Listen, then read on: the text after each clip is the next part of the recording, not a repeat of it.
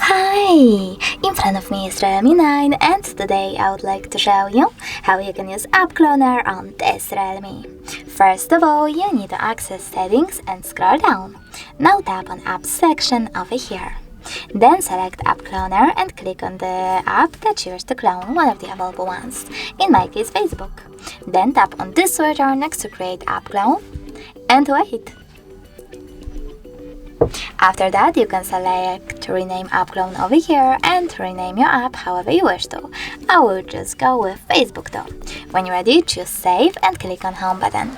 Now, when I try to access Facebook app, as you can see, my Facebook was successfully cloned. Thanks so much for watching. If you enjoyed this video, leave a like, comment, and definitely subscribe. Bye!